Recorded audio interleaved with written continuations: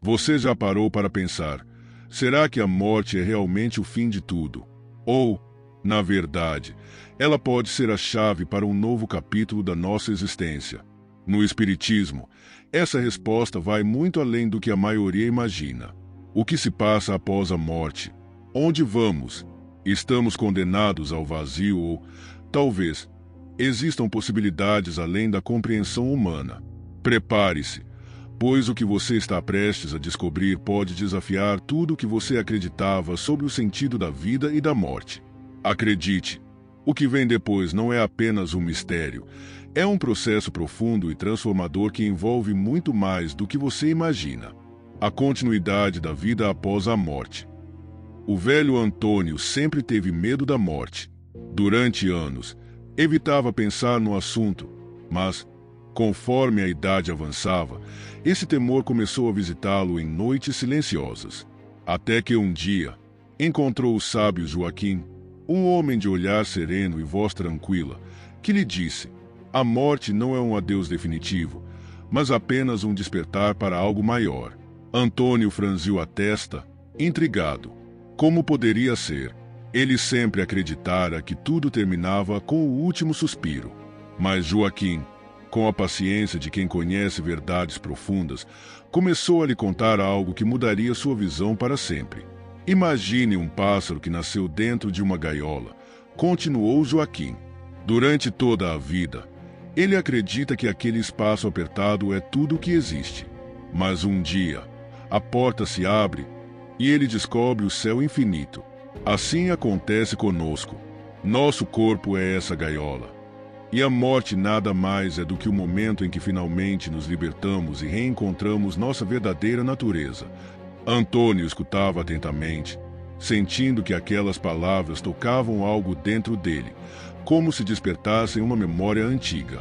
Pela primeira vez, ele considerou que a vida poderia não se limitar apenas à matéria. Joaquim então o levou para um jardim e apontou para as borboletas que voavam entre as flores. Veja, Antônio, a lagarta pensa que seu ciclo termina quando entra no casulo, mas o que realmente acontece? Ela se transforma, se fortalece e renasce como uma criatura completamente diferente. O velho Antônio suspirou, sentindo um alívio inesperado. Ele compreendia, agora, que a morte não era o fim, era uma passagem, um convite para algo muito maior. O estado da alma depois da morte. Na pequena vila onde morava, Miguel sempre foi um homem de posses, mas também de muitos apegos. Acumulava riquezas e status como se fossem sua única garantia de existência. Porém, quando chegou seu último dia, encontrou-se em um estado inesperado. Ele ainda estava consciente, mas algo estava errado. Podia ver seu próprio corpo inerte, rodeado por familiares, mas ninguém parecia ouvi-lo. O desespero tomou conta. Isso não pode estar acontecendo. Eu ainda estou aqui, pensou, tentando chamar a atenção de todos, sem sucesso. De longe, uma figura familiar surgiu. Era seu velho amigo André, falecido anos antes. Miguel, você ainda se apega ao que já não é seu. O corpo ficou para trás, mas sua jornada continua. Miguel se recusava a aceitar. Sentia-se pesado, preso a um nevoeiro estranho.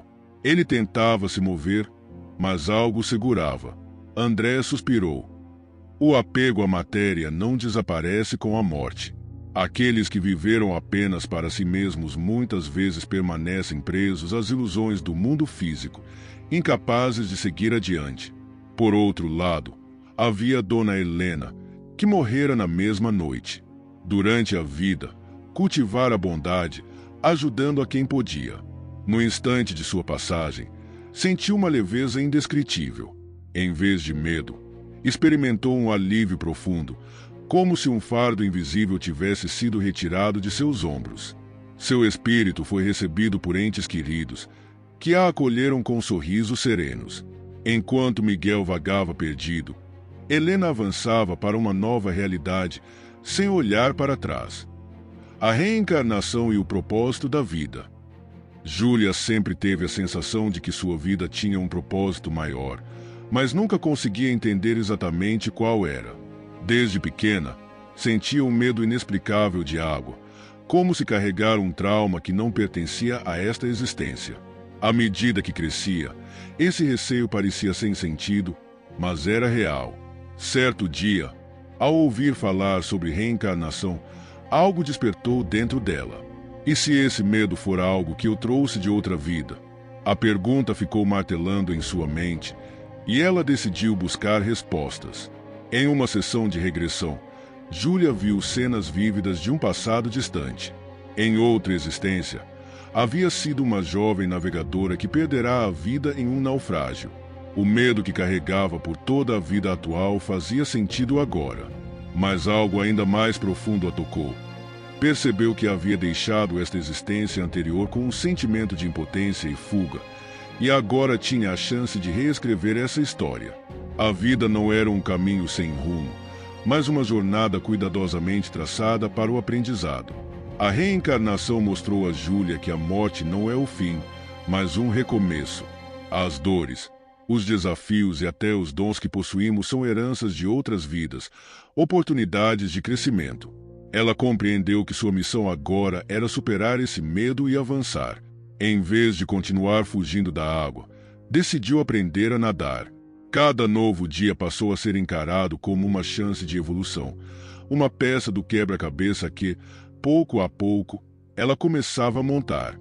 Agora que você conhece o que o Espiritismo revela sobre a morte, o que você vai fazer com esse conhecimento? Vai continuar levando a vida como se nada tivesse mudado, ou vai refletir sobre o real significado da existência e do que vem depois? O entendimento sobre a vida e a morte pode mudar completamente a forma como você encara o presente e suas escolhas. E você, está pronto para aplicar tudo o que aprendeu e transformar sua vida? Se sim, inscreva-se no canal, ative as notificações e continue acompanhando. O caminho do autoconhecimento e da evolução espiritual está só começando. Não perca o próximo passo.